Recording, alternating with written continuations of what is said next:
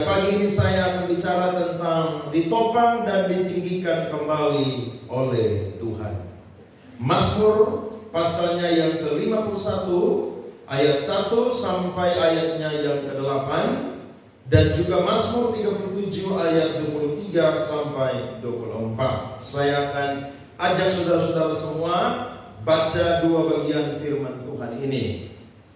Nanti saya baca Mazmur 37 ayat 23 sampai 24. Baru nanti saya dan saudara bergantian di Mazmur 51 ayat 1 sampai ayatnya yang ke-8.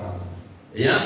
Oke, saya mulai terlebih dahulu. Mazmur 37 ayat 23 sampai 24. Tuhan menetapkan langkah-langkah orang yang hidupnya berkenan kepadanya. Apabila ia jatuh, tidaklah sampai tergeletak, sebab Tuhan menopang tangannya. Mazmur 51 ayat 1, saya mulai. Saudara tunggu di ayat yang kedua. Pengakuan dosa untuk pemimpin biduan, Mazmur dari Daud. Ayat 2 mulai, saudara.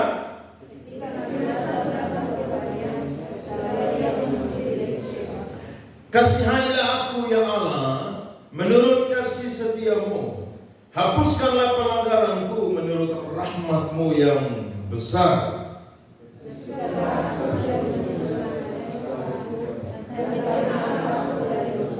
Sebab aku sendiri sadar akan pelanggaranku, aku senantiasa bergumul dengan dosaku.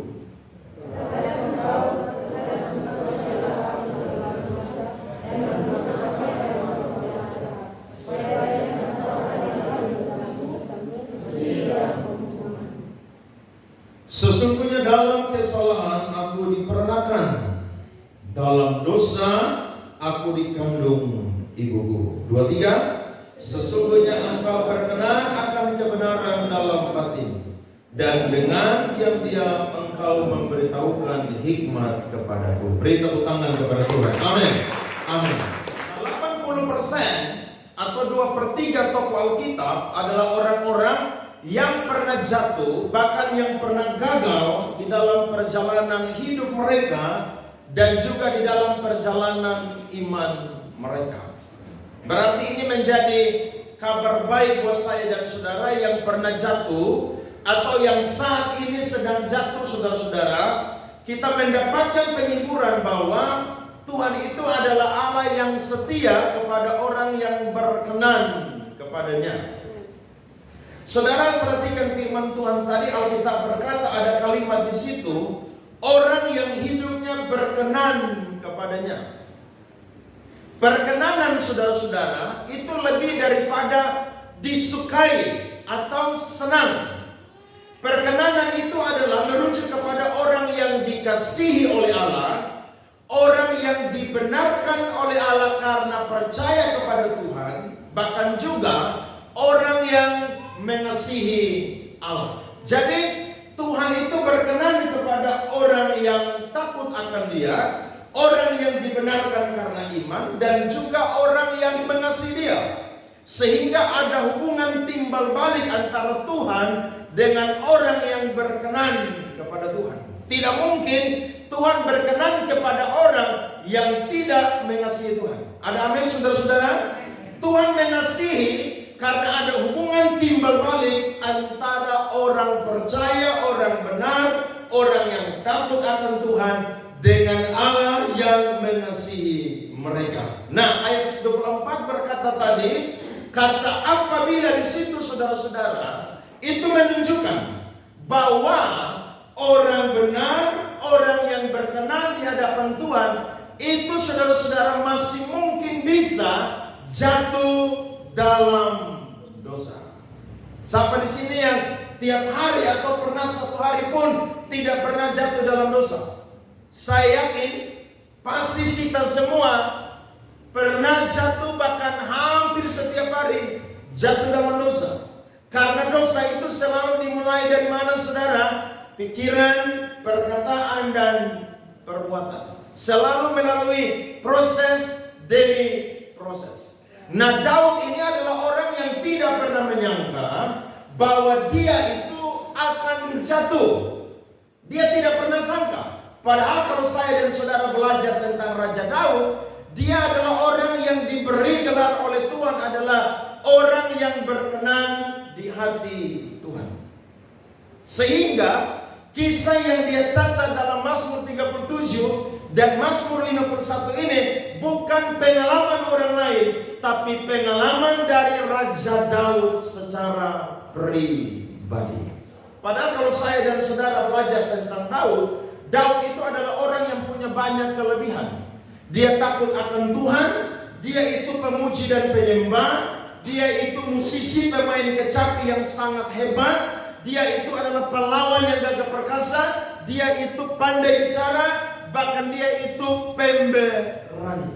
Tapi apa yang saya dan saudara sudah baca di Alkitab menunjukkan bahwa sehebat-hebatnya Daud, sekuat-kuatnya Daud, dia adalah orang yang tidak pernah sangka bahwa dia akan jatuh dalam dosa.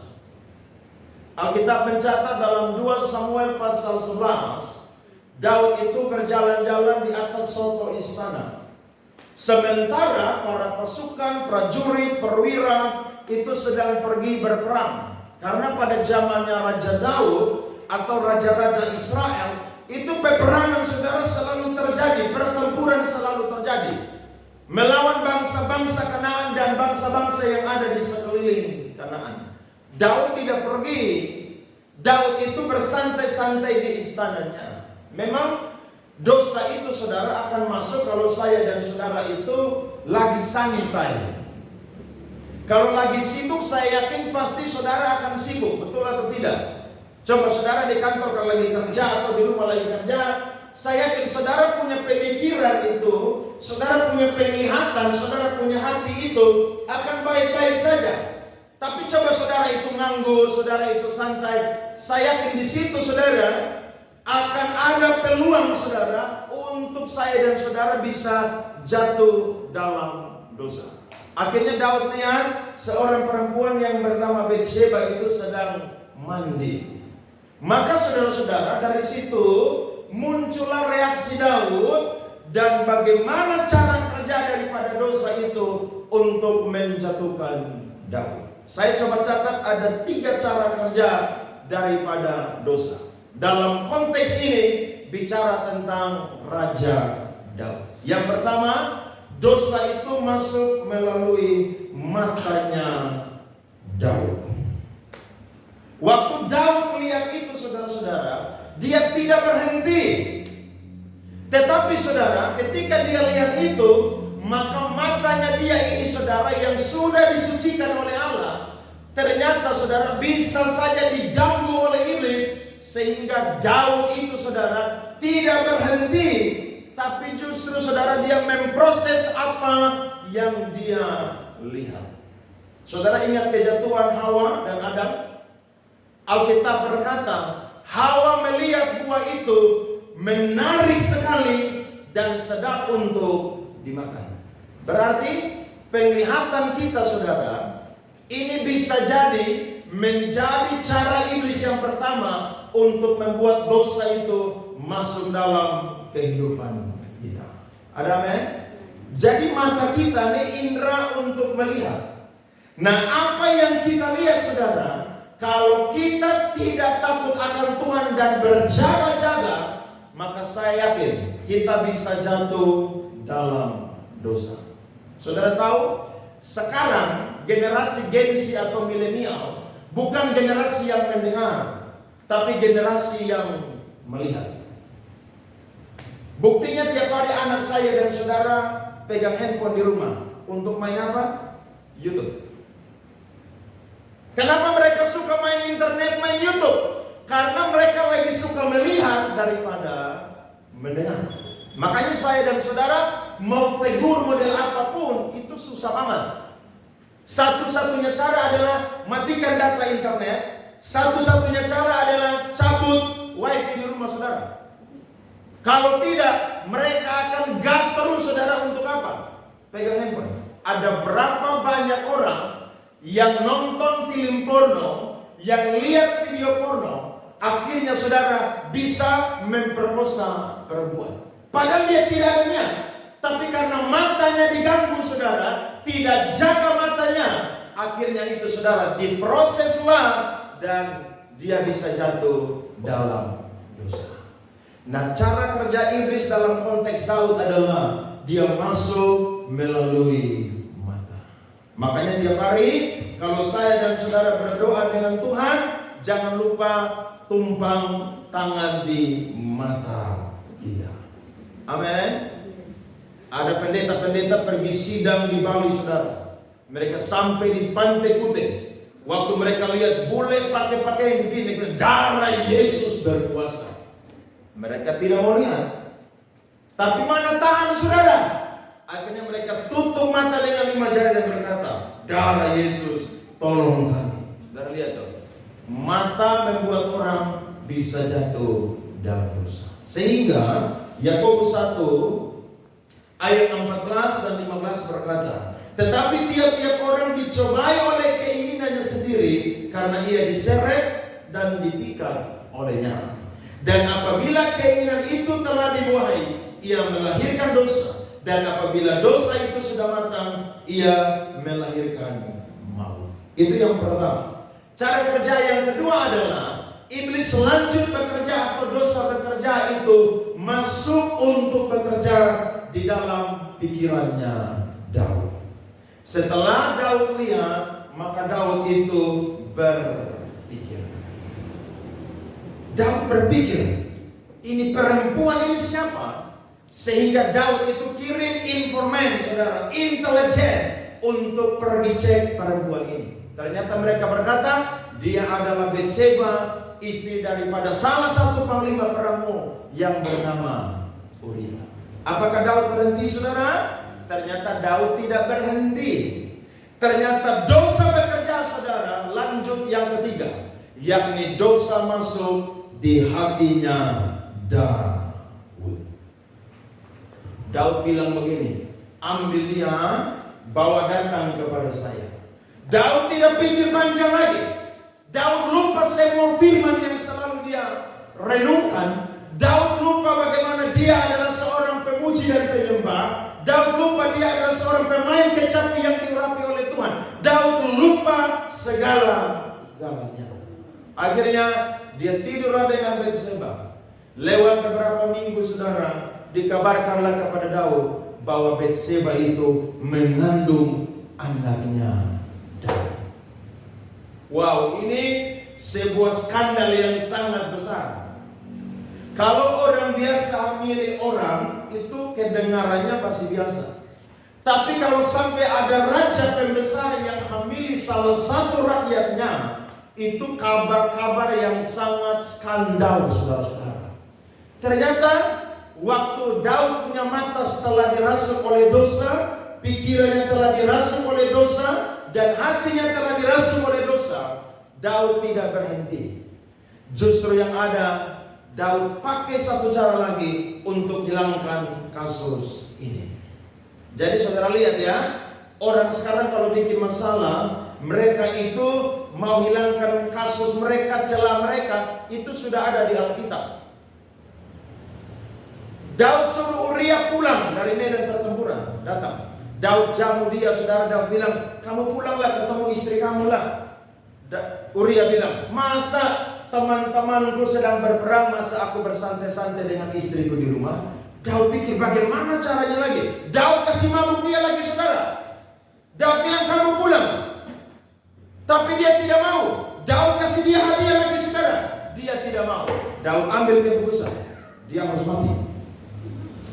Maka Daud bikin surat, saudara, kirim, saudara, kepada panglima Daud yang bernama Yoab. Dan surat itu, saudara, tanpa sengaja dibawa oleh Uria. Daud bilang begini, Yoab, tempatkanlah Uria di bagian barisan perang yang paling ganas. Taruh dia di situ. Dan ketika musuh berperang, kalian semua harus mundur dan biarkan dia mati di medan pertempuran. Apakah rencana Daud berhasil, saudara? Berhasil. Jadi saudara jangan bilang orang buat jahat juga bisa berhasil. Tapi nanti tunggu endingnya, saudara-saudara. Ternyata waktu mereka kirim kabar pulang, Daud bilang begini, sudah biasa pedang itu memakan orang-orang yang ada di medan pertempuran. Daud bilang apa saudara? Biasa. Jadi kalau dosa yang kecil tidak dibereskan, akan jadi dosa yang besar. Amin. Kejahatan yang kecil kalau tidak di-cut saudara, itu akan melahirkan kejahatan yang besar. Daud senang sekali masalahnya hilang karena raja, tapi ternyata tidak ada yang tersembunyi di hadapan Tuhan. Amin. Tuhan utus nabinya yang bernama Nathan, kasih tahu kepada Daud bahwa engkau adalah orang yang sangat jahat. Waktu Daud dengar itu saudara-saudara, ternyata Daud tidak tahan untuk mengakui dosanya di hadapan Tuhan. Dari sini saya dan saudara belajar bahwa ketika saya dan saudara mau kembali ditinggikan oleh Tuhan, maka saya dan saudara harus ambil keputusan untuk mengakui dosa dan salah saya dan saudara. Harus akui cepat, jangan tunggu lama-lama, karena pengampunan Tuhan selalu sediakan bagi saya dan saudara. Saudara mau lihat grafik kehidupan Daud itu luar biasa. Alkitab berkata, dia anak seorang miskin yang ada di Bethlehem Efrata. Dia itu penjaga kambing 2-3 ekor. Tapi ketika Saul akan dilengsarkan, Tuhan telah memilih Daud untuk diurapi menjadi raja. Dari seorang penjaga kawanan kambing domba 2-3 ekor, Tuhan angkat Daud itu saudara menjadi calon raja. Dan ketika dia menjadi calon raja saudara, dia mau dibunuh oleh Saul. Tapi Tuhan melindungi dia sehingga dia diurapi menjadi raja. Ketika dia sudah diurapi menjadi raja saudara, dia sudah ada di tempat yang sangat tinggi. Tetapi justru ketika dia ada di tempat yang tinggi, Alkitab berkata Daud itu jatuh kembali. Lihat tuh grafik kehidupan Daud tuh, dari ada di titik bawah, Tuhan angkat di titik yang menengah. Dari ada di titik menengah, Tuhan angkat di atas titik yang tinggi. Tapi ketika dia sudah ada di titik yang tinggi, justru dia jatuh kembali ke bawah saudara. Dan jatuh itu sangat mempermalukan nama Tuhan dan membuat Daud tidak berdaya. Saudara-saudara, pagi hari ini saya mau berkata kepada kita, saya dan saudara bukan orang yang hebat, bukan orang yang kuat. Saya dan saudara adalah orang yang berkenan di hadapan Tuhan, orang yang sudah dibenarkan karena iman. Tapi saya mau berkata, saya dan saudara juga masih bisa jatuh di dalam dosa. Masih bisa saudara? Sangat bisa. Saya coba rangkum apa yang membuat saya dan saudara bisa jatuh dalam dosa. Yang pertama adalah karena saya dan saudara adalah orang benar, tetapi orang benar pun juga tidak selalu kuat. Orang benar tidak selalu kuat. Kadang-kadang saya dan saudara ada di musim-musim tertentu dalam kehidupan kita yang saya dan saudara itu lemah sekali.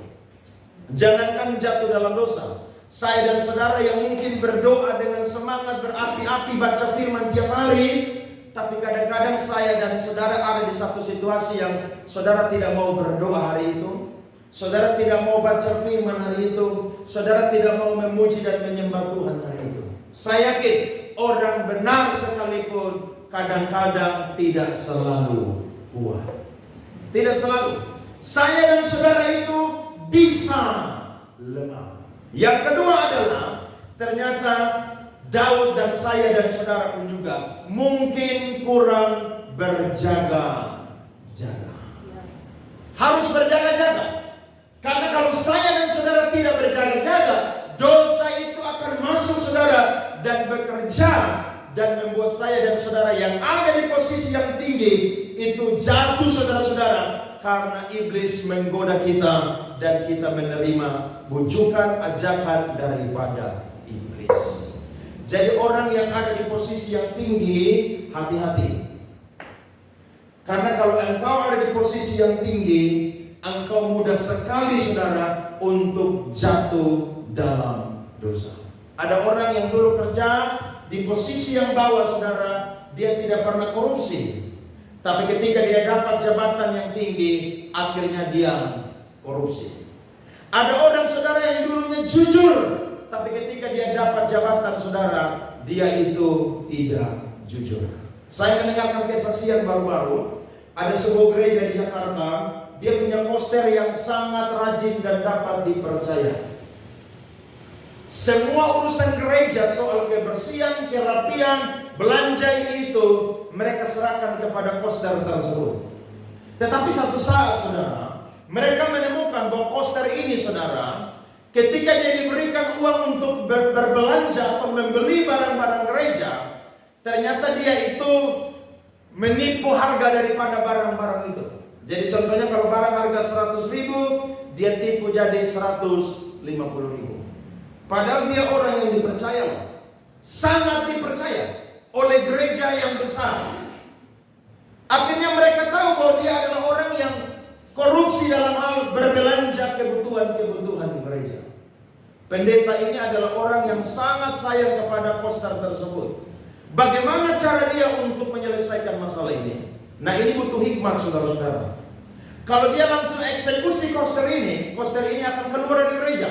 Tapi apakah dia akan mungkin mendapatkan koster yang begini rajin, yang begini jeli, bahkan juga yang sudah dapat dipercaya? Sementara yang kedua, kalau dia memberikan pengampunan, apakah koster ini mau untuk memakai kesempatan yang ada untuk berubah? Maka dia berdoa kepada Tuhan. Tuhan kasih hikmat kepada dia untuk menyelesaikan masalah ini. Dia panggil koster ini dalam ruangan gembala dan dia bilang begini, kamu tahu nilai yang saya selalu bagi di sini. Kalau saya membutuhkan tenaga seseorang, ada satu kalimat yang saya selalu ucapkan di depan. Kamu tahu apa itu? Maka koster ini berkata, tolong. Ketika pendeta ini membutuhkan sesuatu, bukan hanya koster ini, tapi siapapun dalam gereja, dia selalu berkata di depan, tolong. Ketika saya selesai meminta pertolongan, kamu tahu apa kalimat yang saya selalu ucapkan di belakang? Koster ini berkata, terima kasih. Dan ketika kamu tahu apa yang selalu saya katakan ketika orang menemukan ada kekeliruan atau kesalahan yang saya buat, maka koster ini berkata, katanya adalah maaf. Pendeta ini bilang begini, saya mendengar dan mendapatkan fakta bahwa kamu orang yang dipercaya, tapi kamu mencuri atau berbelanja memakai uang gereja tidak sesuai dengan harga yang aslinya. Saudara tahu, koster itu langsung menangis, langsung sadar, mengaku dosa, minta maaf. Dia tidak dipecat saudara-saudara. Yang ada saudara, dia mengaku benar-benar, dia bicara di depan jemaat, dan posisinya sebagai koster di gereja itu tidak tergantikan sampai hari ini.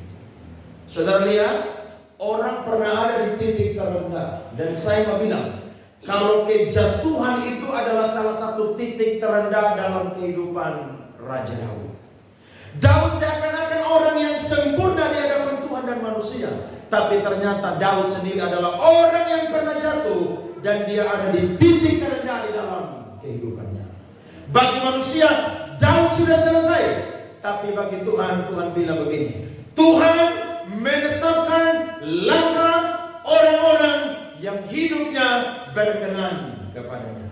Apabila ia jatuh, tidaklah sampai tergeletak. Sebab apa saudara? Sebab Tuhan menopang tangannya. Ada amin? Ini berita penghiburan bagi saya dan saudara. Kalau saya dan saudara kemungkinan besar pernah jatuh, atau mungkin di depan akan jatuh, ada kabar baik buat saya dan saudara. Kalau saya dan saudara orang benar, maka tangan Tuhan akan menopang tangan dan hidup saya dan saudara.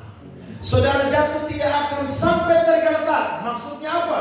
Saudara tidak akan hancur, saudara tidak akan dipermalukan, saudara tidak akan habis, tapi justru Tuhan akan tetap menopang saya dan saudara.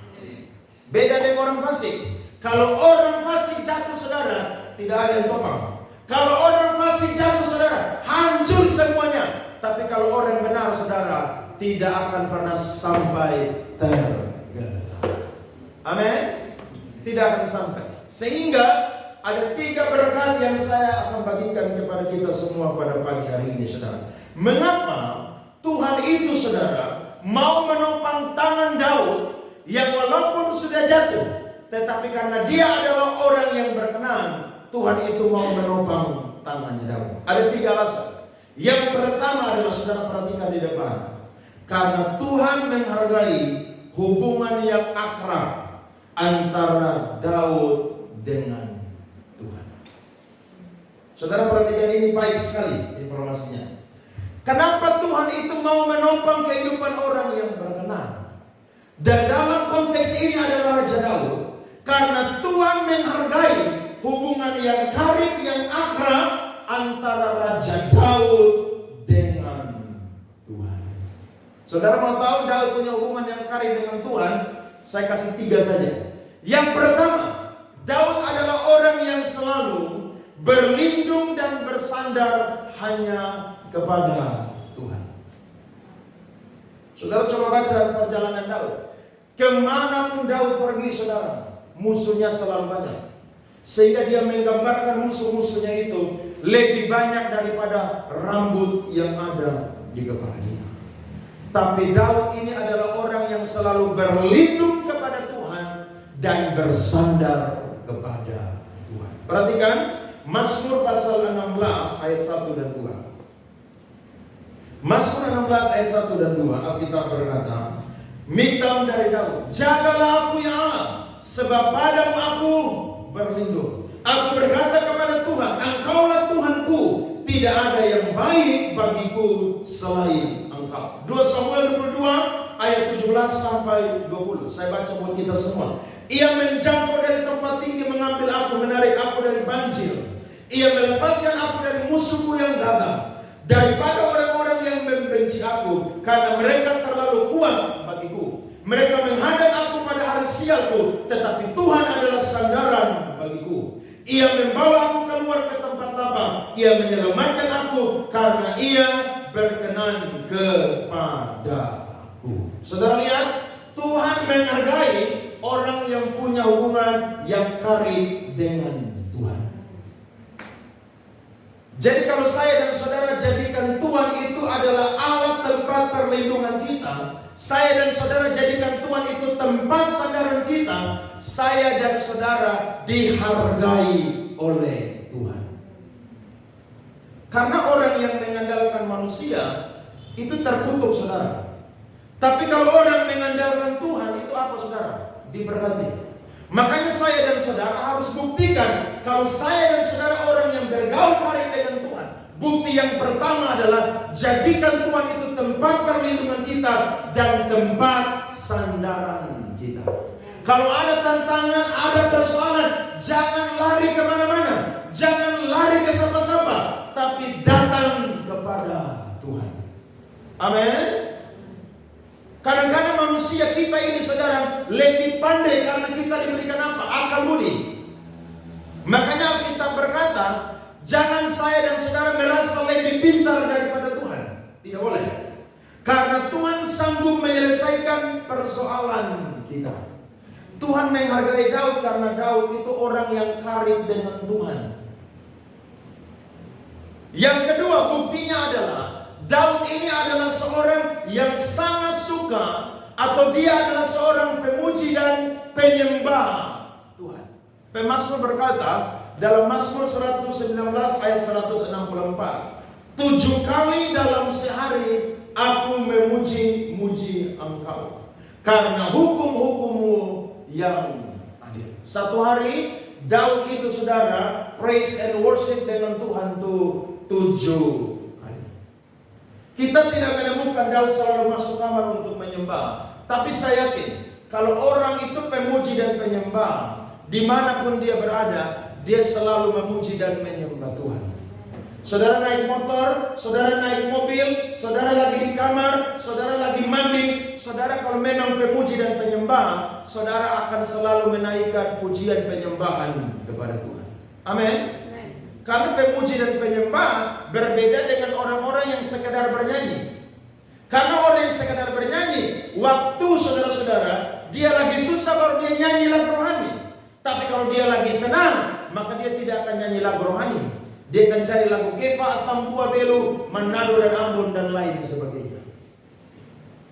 Saudara lihat orang Batak tuh ya. Orang Batak tuh orang yang keras. Orang bagian barat yang keras tuh orang Medan, Sumatera Utara. Di sini ada Beni, ada Abang Renato. Coba tanya aja. Tapi orang Batak kalau nyanyi lagu, saudara selalu lagunya sedih. Saudara pernah dengar lagu Bute? Itu lagu saudara sangat sedih. Itu lagu berasal dari mana? Sumatera Utara. Dan lagu mereka rata-ratanya saudara melankolis, dan ketika dinyanyikan orang bisa nangis. Sekuat-kuatnya orang, saya yakin kalau dia menghadapi pergumulan, dia merasa dia itu adalah orang yang tidak mampu. Nah, Daud ini punya kehidupan pemuji dan penyembah Tuhan. Makanya saya dan saudara kalau suka memuji dan menyembah Tuhan, itu dihargai oleh Tuhan. Ya, perbanyak lagu rohani di handphone saya dan saudara. Perbanyak lagu rohani di rumah saya dan saudara. Perbanyak lagu rohani di mobil saya dan saudara. Kenapa? Karena lagu rohani itu jelas saudara-saudara. Waktu kita nyanyikan itu saudara, kata-katanya jelas kepada Tuhan, dan itu penuh pujian pengagungan kepada Tuhan. Tapi kalau lagu-lagu dunia, saudara dengar itu menyakitkan hati, bahkan tidak jelas. Tadi malam ada pesta di dekat kami saudara, itu lagu orang teriak-teriak tidak jelas. Saya pikir-pikir, manusia itu mudah sekali dibodohi oleh iblis. Lagu tidak jelas, orang semua ada di tenda pesta pora itu untuk apa? Dansa-dansa, goyang-goyang. Masa ada lagu yang liriknya apaan tuh, lagu apa begitu tuh? Saudara lihat, orang dunia itu dibodohi oleh apa? Iblis dan cara kerja iblis. Kalau saudara nyanyi lagu rohani apa? Aku punya Tuhan yang besar. Iman dibangkitkan atau tidak saudara? Dibangkitkan. Tapi kalau orang dunia, ketika sudah jatuh saudara, dia dengar lagu jatuh, tambah jatuh lagi. Bahkan dia bilang, dia ini butiran debu. Saudara lihat, kalau orang punya kehidupan pemuji dan penyembah, itu dihargai oleh Tuhan.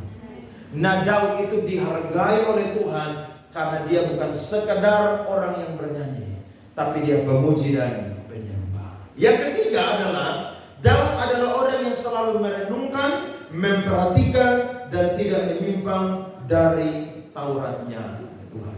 Mazmur 119 ayat 60 sampai 61. Alkitab berkata, tali-tali orang fasik membelit aku, tetapi Tauratmu tidak kulupakan. Tengah malam aku bangun untuk bersyukur kepadamu atas hukum-hukummu yang adil. Bahkan Daud berkata, dia adalah orang yang selalu suka akan Taurat Tuhan dan merenungkan Taurat itu siang dan malam. Kira-kira kalau Tuhan lihat anaknya model kayak Daud, Tuhan senang atau tidak? Tuhan menghargai atau tidak? Saya tanya saudara, kalau saudara punya anak di rumah yang apa-apa selalu datang kepada saudara dan minta perlindungan, selalu sandar kepada saudara, selalu andalkan saudara, kira-kira saudara senang atau tidak? Senang. Kira-kira saudara lihat anak saudara di rumah, dia suka bernyanyi lagu-lagu rohani, dia suka memuji Tuhan, saudara senang atau tidak? Senang. Kalau saudara lihat anak saudara tiap hari dia baca firman Tuhan, kalau dia sekolah minggu saudara tanya, ayat hafalan di mana tadi? Sudah dihafal belum? Dia bilang ayat di sini, dan dia sudah hafal. Kira-kira saudara senang atau tidak?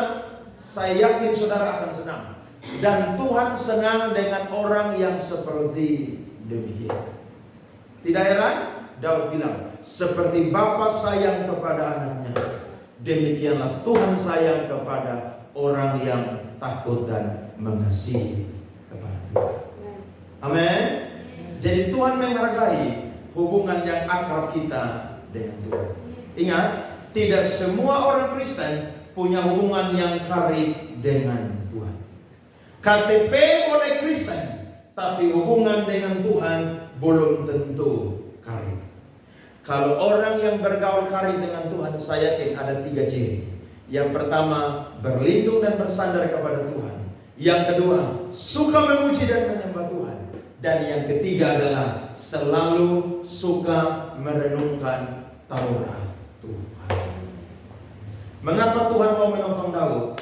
Karena yang pertama, Tuhan menghargai hubungan yang karib antara Daud dengan Tuhan.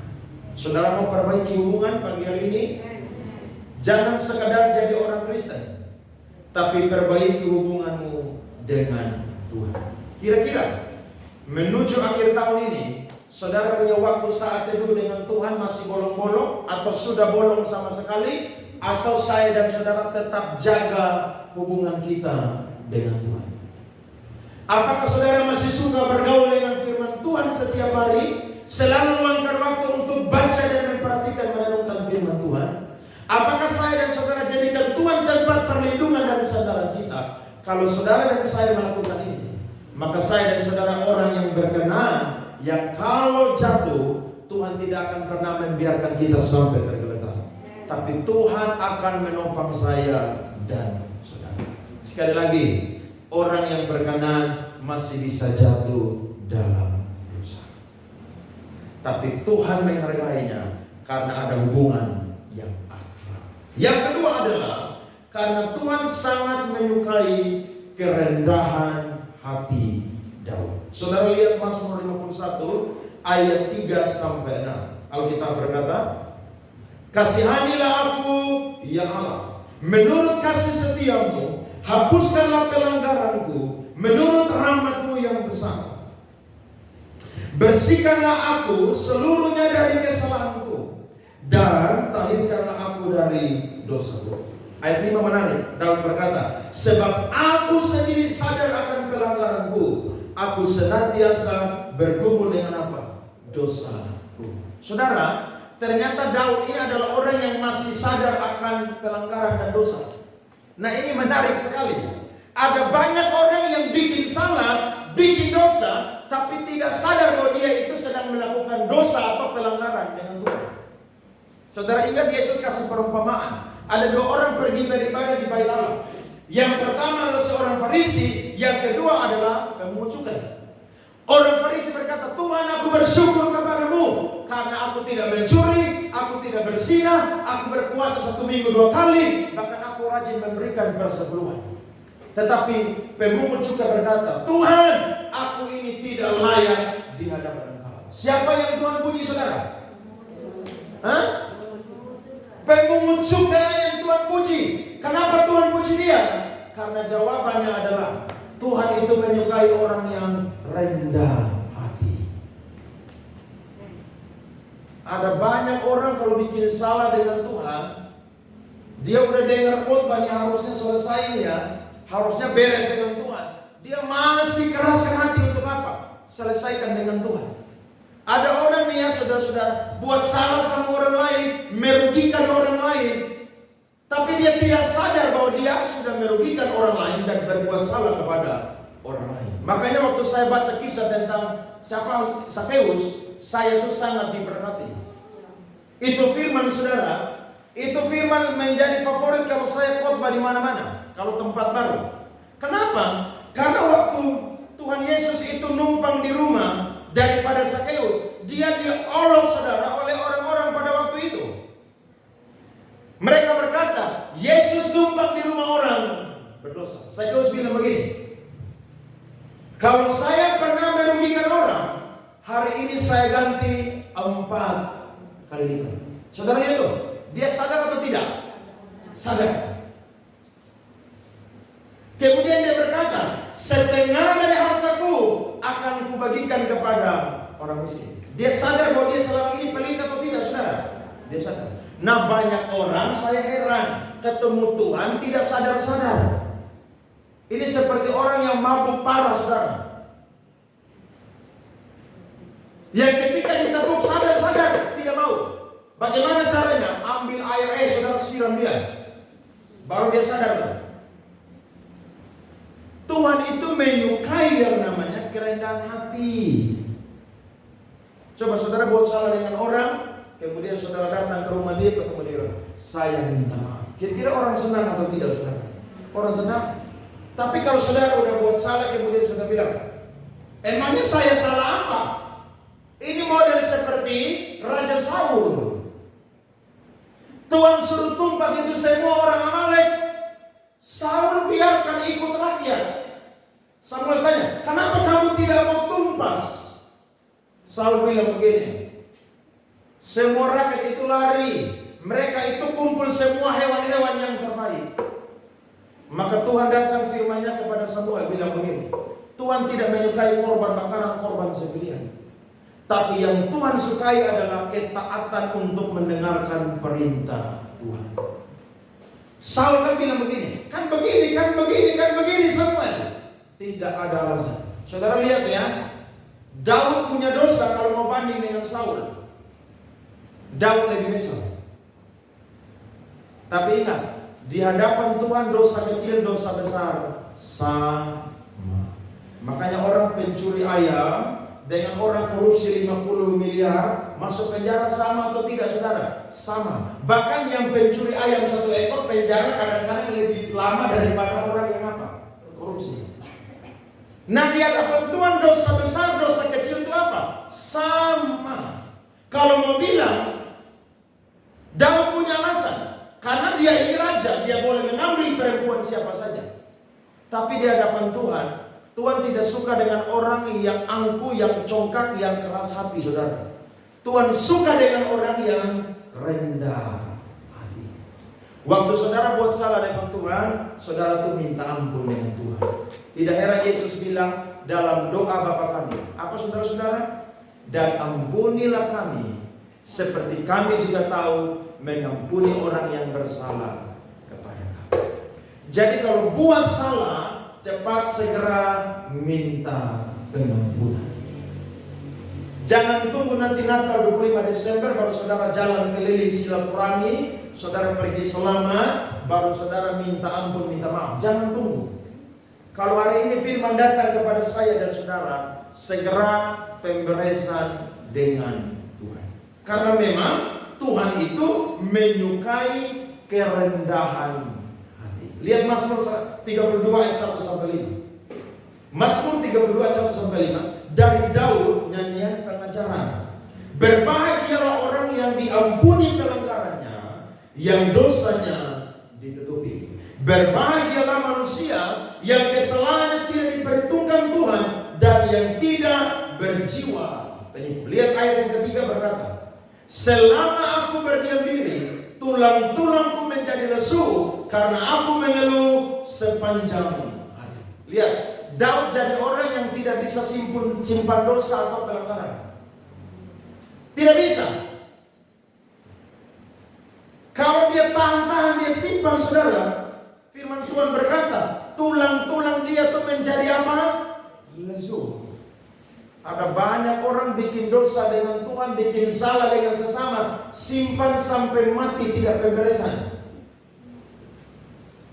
Saya heran ya, padahal dia orang Kristen, masuk gereja Natal, tahun baru, Paskah, tapi tidak mau selesaikan dengan Tuhan. Padahal Tuhan suka dengan apa? Kerendahan hati. Tuhan sangat suka dengan orang yang kalau buat salah itu rendah hati, minta maaf. Tuhan sangat menyukainya. Ayat yang keempat, sebab siang malam tanganmu menekan aku dengan berat, sumsumku menjadi kering seperti oleh teriknya musim panas. Dosaku kuberitahukan kepadamu dan kesalahanku tidaklah kusembunyikan. Aku berkata, aku akan mengaku kepada Tuhan pelanggaran-pelanggaranku, dan engkau mengampuni kesalahan karena apa, saudara? Karena dosaku. Lihat tuh, kalau saya dan saudara menyatakan kerendahan hati kita kepada Tuhan, minta ampun, Tuhan akan mengampuni saya dan saudara. Tuhan menyukai kerendahan hati. Amin. Tuhan tidak suka orang yang keras, orang yang sombong. Tidak. Tuhan suka dengan orang yang rendah hati. Saudara yang sudah menikah, kalau ribut di rumah, suka yang namanya pemberesan hari itu, atau tunggu, atau nanti, atau tidak usah pemberesan, saudara? Saya yakin lebih suka pemberesan hari itu. Iya kan? Kenapa? Karena kalau masalah itu tidak dibereskan akan jadi apa? Besar. Harus dibereskan. Dan ingat, siapa yang salah, dia yang harus rendah hati untuk apa? Minta maaf. Kadang-kadang kita pria-pria ini yang disuruh untuk minta maaf. Saya baca tadi malam ada postingan dari satu hamba Tuhan dari Maluku, Ambon. Dia bilang ada 10 rahasia rumah tangga itu awet dan bahagia. Poin yang ketujuh adalah siapa yang salah, dia yang minta maaf.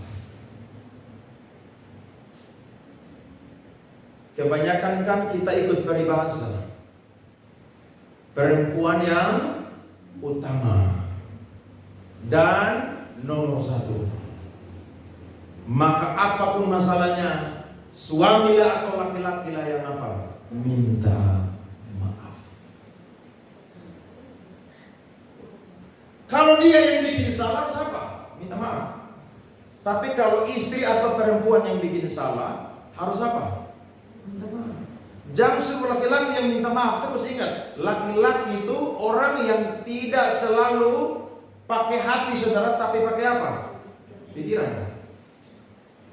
Lama-lama kamu suruh dia terus, dia akan bosan dan dia bilang, perempuan model apakah yang saya nikahi ini? Yang apa-apa suruh saya minta maaf terus. Saudara percaya aja, dia akan cari perempuan yang mudah untuk minta maaf. Tidak heran, ada banyak suami-suami istrinya cantik-cantik, tapi masih bisa selingkuh di luar. Apakah istrinya kurang cantik di rumah? Cantik. Pergi salon terus, perawatan terus. Tapi karena apa-apa suami harus minta maaf. Dia bilang, sudah saya cari yang lain saja. Yang kalau dia salah dia minta maaf. Masa kamu bikin saya salah terus dan saya harus minta maaf? Ini tidak boleh, saudara-saudara. Tuhan menyukai orang yang rendah hati.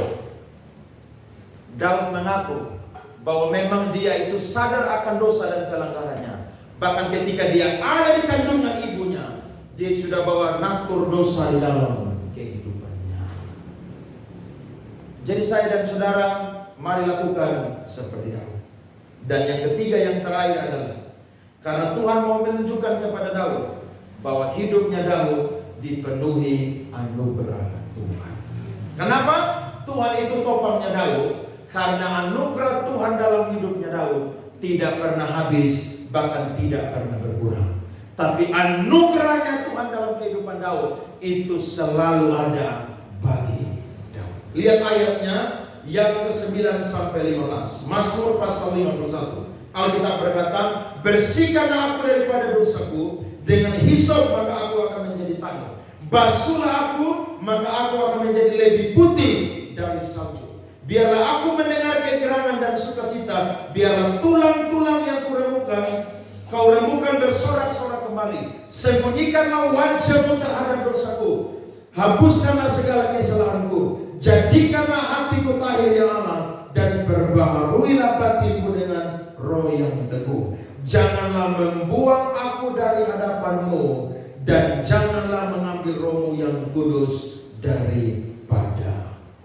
Saudara lihat, anugerah Tuhan dalam kehidupan Daud tidak pernah berkurang. Tapi hidup Daud dipenuhi anugerah Tuhan.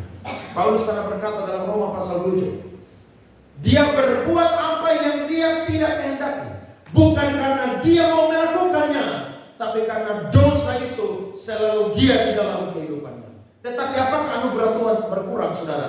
Anugerah Tuhan tidak berkurang.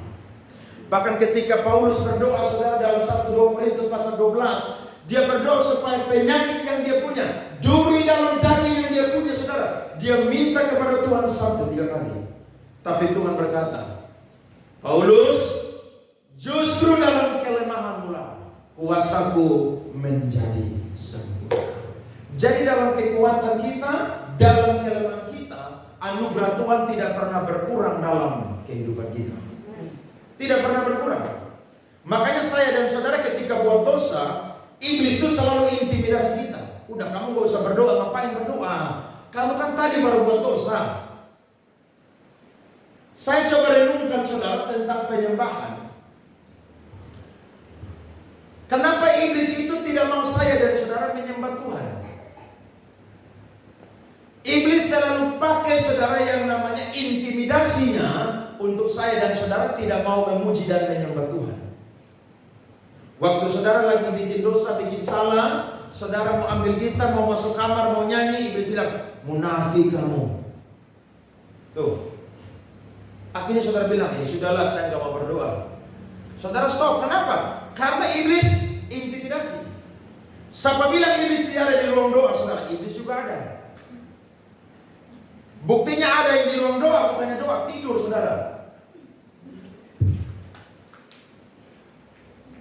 Saudara mau baca firman Tuhan, iblis bilang, munafik kamu. Baca firman habis, buat dosa lagi. Saudara, ya udah, gak usah baca firman. Saudara lihat, iblis punya cara kerja itu apa? Kasih hilang damai sejahtera dan kasih kata-katanya yang bunyinya kepada kita bahwa kamu gak usah memuji menyembah, gak usah berdoa, gak usah pelayanan, gak usah baca firman, tidak usah melakukan apapun dengan Tuhan, sebab kamu itu orang yang berdosa. Tapi saya mau bilang, anugerah Tuhan tidak pernah berkurang dalam kelemahan saya dan saudara. Tidak pernah. Justru dalam kelemahan kita lah anugerah Tuhan itu nyata sempurna. Jatuh tapi tidak sampai tergeletak. Sebab Tuhan menopang. Saya percaya kalau 3 hal ini kita lakukan, membangun hubungan yang karib dengan Tuhan, rendah hati di hadapan Tuhan, dan hidup kita dipenuhi anugerah Tuhan, kita satu saat jatuh, saya dan saudara akan tetap ditopang oleh Tuhan. Daud bilang begini dalam Mazmur 34, kemalangan orang benar itu apa? Banyak. Sama bilang orang benar tidak bisa alami sial atau kemalangan. Orang benar bisa mengalami kemalangan atau sial, tapi ingat, Tuhan tidak akan membiarkan dia itu dipermalukan. Tidak akan pernah. Saya yakin kejatuhan dan kemalangan kita banyak. Mungkin saudara sedang kolaps atau pernah kolaps dalam usaha pekerjaan, atau saudara mungkin pernah jatuh dalam hal apapun. Saya mau bilang Tuhan tidak akan pernah biarkan kita sampai tergeletak. Tidak akan pernah. Tuhan akan topang kita saudara, sehingga saya dan saudara dibangkitkan kembali, bahkan saya dan saudara kembali ditinggikan oleh Tuhan. Dan Alkitab mencatat, ketika Daud melakukan dosa dengan Batseba, apakah hidup Daud selesai saudara-saudara? Tidak selesai. Alkitab berkata, mari kita baca ayat yang terakhir. 1 Raja-Raja pasal 2 ayat 10 sampai 11. Mari bangkit berdiri saudara. 1 Raja-Raja pasal 2 ayat 10 sampai ayatnya yang ke-11. Kita baca firman Tuhan ini bersama-sama. 1, 2, 3. Kemudian Daud mendapat perhentian bersama-sama nenek moyangnya, dan ia dikuburkan di kota Daud. Dan Daud memerintah orang Israel selama 40 tahun. Di Hebron ia memerintah 7 tahun. Dan di Yerusalem ia memerintah 33 tahun. Apakah Daud jatuh dengan Batseba? Hidup Daud selesai saudara-saudara? Jawabannya adalah tidak. Justru Daud kembali ditinggikan oleh Tuhan. Bahkan Daud menyelesaikan pertandingan iman sampai selesai. Dia raja yang dihargai oleh Tuhan. Dia raja yang dikasihi oleh orang Israel sampai hari ini. Saya dan saudara bisa jatuh dalam bagian apapun atau bidang apapun. Tapi ingat, Tuhan tidak akan biarkan kita sampai tergeletak. Sebab tangan Tuhan akan menopang saya dan saudara. Tuhan memberkati.